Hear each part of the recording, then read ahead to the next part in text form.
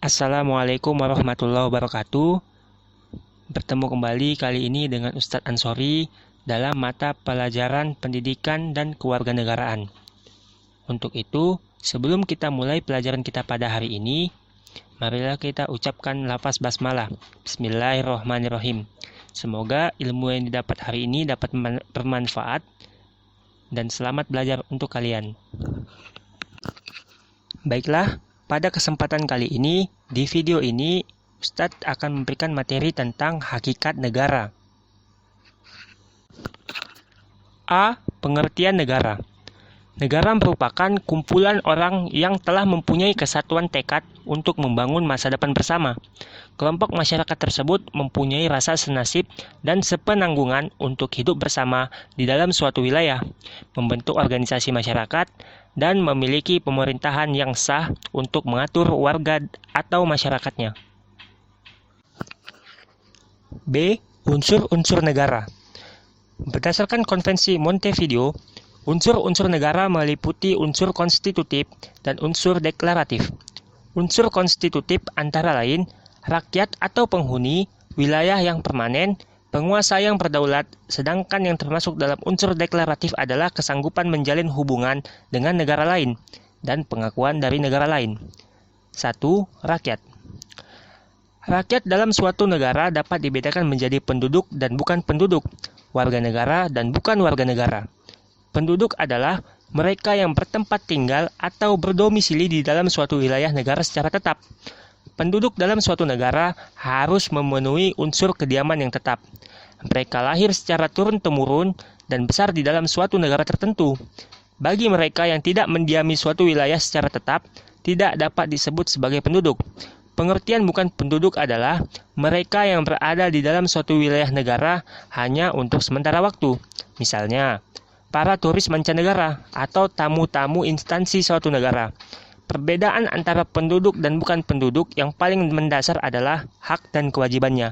Sebagai contoh, dalam pemilikan kartu tanda penduduk atau KTP, hanya yang berstatus penduduk saja yang dapat memiliki KTP suatu negara tersebut. Dalam hubungannya dengan negara, rakyat dapat dibedakan menjadi dua, yaitu warga negara dan bukan warga negara. Warga negara adalah mereka yang berdasarkan hukum secara sah merupakan anggota dari suatu negara. Sedangkan yang bukan warga negara adalah mereka yang berada pada suatu negara tetapi secara hukum tidak menjadi anggota negara yang bersangkutan, tetapi tunduk pada pemerintahan yang di mana mereka berada. Suatu negara menetapkan kewarganegaraan seseorang sesuai dengan asas yang dipakai negara tersebut. Ada 3 asas untuk menetapkan kewarganegaraan, yaitu asas ius sanguinis, yang kedua ius soli, dan naturalisasi. Asas ius sanguinis adalah suatu cara penetapan kewarganegaraan seseorang berdasarkan garis keturunan dari orang tua. Dengan demikian, apabila anak yang lahir dari ayah dan ibu yang berkewarganegaraan Indonesia, meskipun anak tersebut lahir dimanapun orang tuanya berada, tetap berkewarganegaraan Indonesia. Ius soli adalah suatu cara penetapan kewarganegaraan seseorang berdasarkan tempat kelahirannya. Selain mempergunakan 2 asas tersebut, penetapan warganegaraan bisa juga dengan naturalisasi. Naturalisasi adalah suatu cara penetapan kewarganegaraan seseorang berdasarkan proses hukum yang berlaku dalam suatu negara yang menyebabkan seseorang mendapatkan kewarganegaraan. Seseorang yang akan memperoleh kewarganegaraannya harus memenuhi persyaratan yang telah diatur di dalam undang-undang yang berlaku dalam suatu negara yang didiaminya.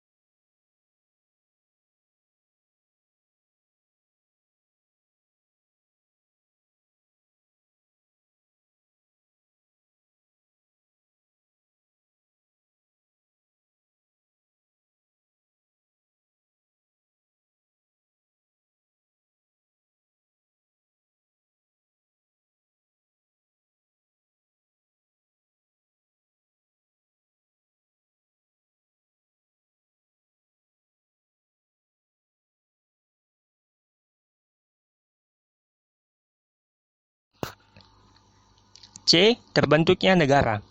Terbentuknya suatu negara dapat terjadi secara primer dan sekunder. 1. Terbentuknya negara secara primer.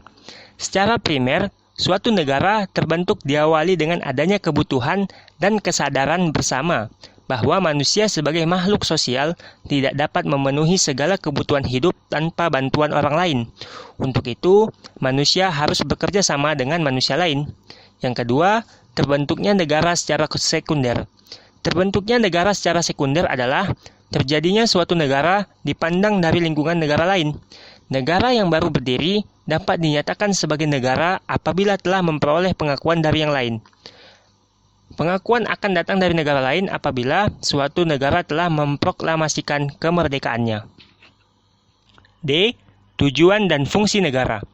Tujuan negara adalah suatu sasaran yang hendak dicapai oleh suatu negara, yang merupakan ide yang bersifat abstrak atau ideal, berisi harapan yang dicita-citakan.